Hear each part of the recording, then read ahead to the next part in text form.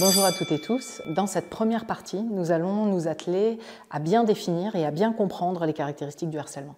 C'est quelque chose d'important parce que le harcèlement, d'abord, c'est un phénomène complexe et ensuite, c'est un phénomène contre-intuitif. C'est-à-dire qu'on peut facilement commettre des erreurs avec toute la meilleure volonté du monde quand on veut intervenir ou mettre en place des actions pour prévenir le harcèlement. Et du coup, c'est très important de bien comprendre ce qu'il est et ce qu'il n'est pas et quelles sont ses caractéristiques. Le harcèlement, c'est une forme de violence, c'est une forme d'agression. Et pourquoi est-ce que tout d'un coup, les chercheurs se sont dit « tiens, on va fabriquer ce terme de harcèlement qui serait distinct des autres », c'est parce qu'il y a deux choses qui les ont interpellés vraiment fortement. Le premier, c'est que c'était quelque chose qui devenait chronique, qui se répétait dans le temps. Ils se sont rendus compte que ça faisait beaucoup de dégâts sur les victimes. Et le deuxième élément, c'est le déséquilibre de pouvoir. C'est-à-dire que ce n'est pas juste une bagarre ou des disputes avec des gens qui s'embêtent les uns les autres. C'est vraiment une personne qui se fait embêter par une ou plusieurs autres, qui voudrait que ça s'arrête, qui essaye que ça s'arrête, mais ça ne s'arrête pas. Et elle ne sait pas comment faire pour que ça s'arrête.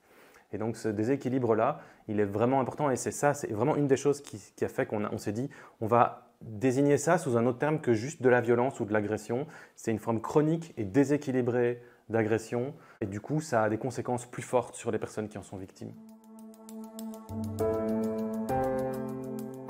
Le harcèlement, il peut se manifester de plein de formes différentes. Les plus courantes, c'est les formes verbales, donc les moqueries, les insultes, les menaces, mais aussi physiques. On pense les bousculades, tirer les cheveux, donner des coups de pied, des coups de poing, donc voilà tout ce qui est porter atteinte à l'intégrité physique de la personne. Il y a aussi tout ce qui est un peu plus subtil, donc qui est relationnel ou social. C'est-à-dire, je vais essayer de piquer la meilleure amie de quelqu'un, je vais faire courir une rumeur, je vais essayer d'isoler quelqu'un pour qu'on ne l'invite pas ou qu'il ne participe pas à une activité. Je vais nier quelqu'un, donc il est là mais je ne lui parle pas, je ne le regarde pas, je ne lui adresse pas la parole. Il peut y avoir aussi évidemment aujourd'hui des formes qu'on va appeler de cyberharcèlement, c'est-à-dire via des textos, via des médias sociaux, via Internet, toutes les formes qu'on peut imaginer avec des images, des vidéos, etc. Il y a aussi des formes qui peuvent être matérielles. Je vais cacher les affaires de gym de quelqu'un ou lui piquer une de ses chaussures et quand il revient de la gymnastique, il doit se rhabiller, il lui manque une chaussure. Je vais abîmer ses affaires, jeter de l'encre sur sa veste, verser du coca dans son sac, des choses comme ça. Donc c'est extrêmement varié. Ça peut aussi prendre des formes qui sont du harcèlement sexuel et aussi toutes des formes discriminatoires, donc liées au genre, à l'apparence physique, à la religion, à l'orientation sexuelle, etc., au fait que les gens ils ont un handicap. Donc voilà, c'est extrêmement varié et donc ce n'est pas la forme extérieure du comportement qui définit ce que c'est le harcèlement, c'est vraiment plutôt cette relation déséquilibrée, un peu malsaine qui se noue entre les personnes. Au niveau de la prévalence, quand on regarde ce qu'on a à la fois dans les enquêtes internationales et dans les enquêtes qui ont été faites ici en Belgique, on est sur une fourchette assez large qui est entre 10 et 30% des jeunes soit victimes, soit auteurs de harcèlement. Donc ils sont directement impliqués dans un phénomène de harcèlement. Et donc, ça fait quand même beaucoup. Et donc, on peut ergoter, savoir si on est à 10 ou 30, mais on est sur une proportion significative des jeunes qui, sur une année scolaire, sont concernés. Ce qui veut dire que probablement, sur toute une scolarité obligatoire, il y en a plus que ça qui sont confrontés à du harcèlement. Et alors, on sait aussi que l'immense majorité des jeunes sont témoins de harcèlement. Donc ça, on est au-dessus de 90% des jeunes qui nous disent « oui, j'ai été témoin d'une situation de harcèlement dans mon école ou dans ma classe ». Le terme de harcèlement, c'est un peu un faux ami, pour plusieurs raisons. D'abord, c'est un terme qui vient du monde des adultes. On parle de harcèlement entre jeunes et on imagine que ça a un rapport avec le harcèlement entre adultes, ce qui est en fait assez lointainement le cas, pour plusieurs raisons. D'abord, le harcèlement entre jeunes est souvent un harcèlement de groupe. Dans la très grande majorité des cas, c'est un harcèlement de groupe, alors que le harcèlement entre adultes est dans la majorité des cas un harcèlement interpersonnel. La deuxième raison pour laquelle il y a vraiment de grandes différences entre le harcèlement entre jeunes et le harcèlement entre adultes, c'est parce que dans le harcèlement entre adultes, il y a tout un tas de procédures qui existent. Par exemple, si vous êtes harcelé sur votre lieu de travail par un collègue, un supérieur hiérarchique, vous pouvez aller trouver votre service externe de prévention, vous pouvez déposer des plaintes. Il y a différentes plaintes qui sont prévues, des plaintes formelles, informelles, etc., collectives, alors que dans le harcèlement entre jeunes, tout ça, ça n'existe pas. C'est d'ailleurs une des frustrations principales pour les parents, c'est que quand ils vont déposer une plainte contre un autre enfant parce qu'ils harcèlent leur enfant, ils s'imaginent que dès le lendemain, des choses vont être mises en place. Or, c'est rarement le cas. En réalité, c'est un temps très long que le temps judiciaire. Le dépôt de plainte doit être suivi d'une enquête policière et puis le procureur du roi peut décider de ne pas retenir la plainte.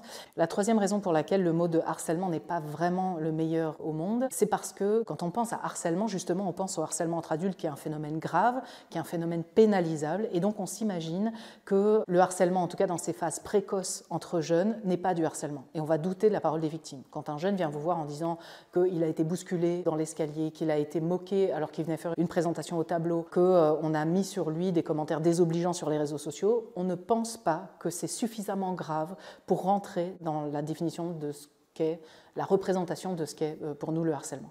Et donc, assez malheureusement, ce terme de harcèlement, parce qu'il est un terme grave, va faire qu'on va douter de la parole des victimes et qu'on va minimiser le phénomène et qu'on va attendre qu'il ait acquis une certaine gravité, une certaine sévérité pour là accepter de le qualifier de harcèlement. Donc pour toutes ces raisons, le terme de harcèlement n'est pas forcément le meilleur. D'ailleurs, dans les pays anglo-saxons, on utilise d'autres termes. Par exemple, on utilise le terme de bullying, ça c'est un professeur du nom d'Olweus, un professeur norvégien, qui a forgé ce terme. Bully, c'est l'enfant qui va développer des comportements agressifs vis-à-vis d'autres enfants. On parle aussi de mobbing, ça c'est un autre professeur, le professeur Picasse, qui lui parle de mobbing dans le sens de, vous savez, mob c'est la foule, comme dans Flash Mob, et donc le terme de mobbing se concentre plus sur le fait que c'est un phénomène de groupe, et donc c'est un terme, on va dire, plus adéquat.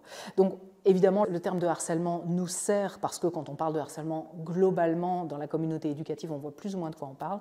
Malheureusement, c'est un terme assez inadéquat qui peut avoir des conséquences assez embêtantes pour les professionnels comme pour les familles.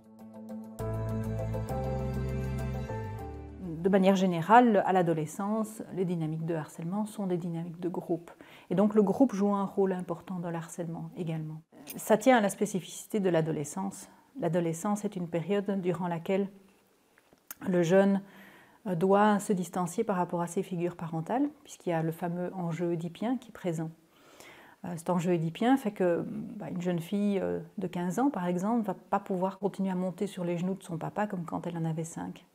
Même chose pour les garçons, il y a une distance physique qui doit s'installer entre les jeunes et leurs parents, et de même il y a une distance psychique également qui doit s'installer. Mais ces jeunes ne sont pas autonomes pour autant. Ils ont encore besoin les uns des autres, ils sont en pleine construction, ils ont encore besoin de modèles d'identification.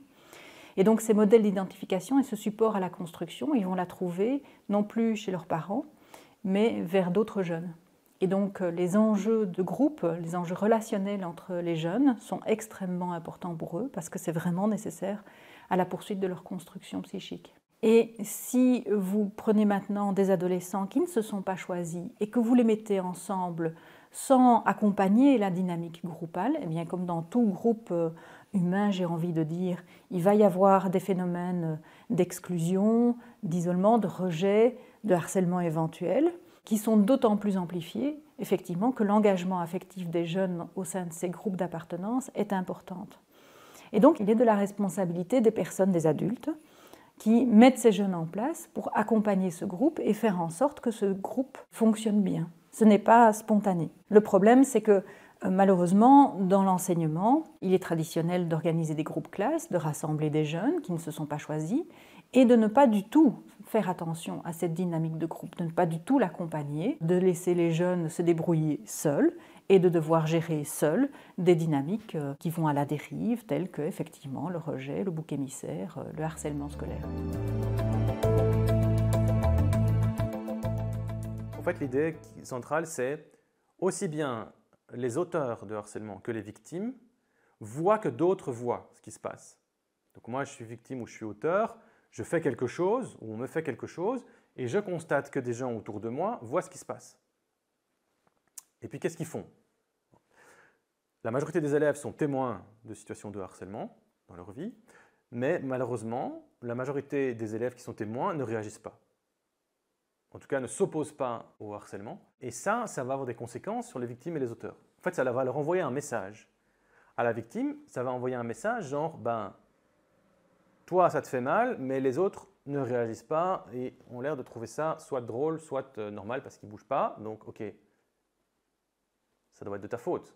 En tout cas, la victime, c'est ce qu'elle peut vite ressentir, c'est qu'elle ne se sent pas soutenue par les autres, et donc elle se pose plein de questions, en disant mais pourquoi moi, pourquoi ça m'arrive, pourquoi les autres ne bougent pas, est-ce que c'est normal? Et il s'en pose d'autant plus quand il voit que des adultes se rendent compte de la situation, mais ne réagissent pas. Du côté des auteurs, c'est aussi cette idée-là. Je suis auteur de harcèlement, j'essaie d'embêter quelqu'un, ok, et puis je vois que les autres autour regardent, ils sourient ou ils disent rien, voire ils détournent un peu la tête. Je me dis ok, qu'est-ce que ça me dit? Qu'est-ce que ça m'envoie comme message? Ça me dit comme message, vas-y, continue. Il n'y a personne qui dit ce que tu fais, ça ne va pas. D'autant plus évidemment si c'est un adulte qui est témoin et que l'adulte ne réagit pas, l'auteur va se dire « Ok, feu vert, je peux y aller ».